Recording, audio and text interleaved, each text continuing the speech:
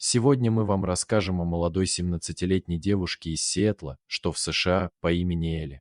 Недавно Элли со своим отцом ездила в отпуск на Ямайку. В один из дней они решили покататься верхом на лошадях, которых можно было арендовать на местном ранчо. И пока отец девушки договаривался о стоимости конной прогулки, Элли решила прогуляться и рассмотреть проживающих там животных. От увлекательного занятия ее отвлекло жалобное повизгивание. Обернувшись, она увидела щенка с рыжей шерстью, который выпрашивал у посетителей еду. У него был вид истощенного и нездорового животного. Позже девушка узнала, что щенку не больше 3 месяцев. И в этот момент ее посетила безумная идея забрать щенка к себе домой, чтобы спасти его от голодной смерти. Но это оказалась трудновыполнимая задача. Во-первых, Элли находилась в чужой стране, а во-вторых, щенок был уличный и без соответствующих документов. Неудивительно, что ее затею никто не поддержал. Но Элли не собиралась отступаться. Она отыскала в интернете контакты местной организации по защите животных и попросила у них помощи. К удивлению всех, они не отказали.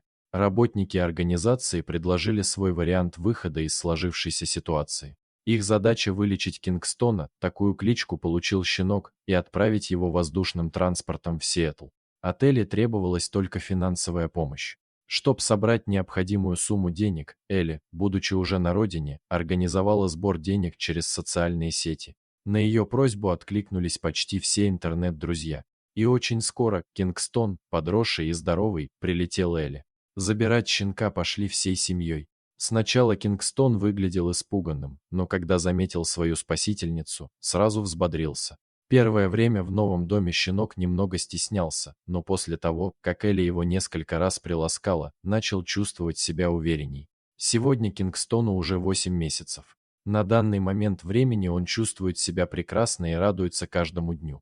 Все члены семьи искренне полюбили своего нового питомца и ни разу не пожалели о своем решении. А про Элли хочется сказать отдельно. Таких людей, как она, по праву можно называть героями.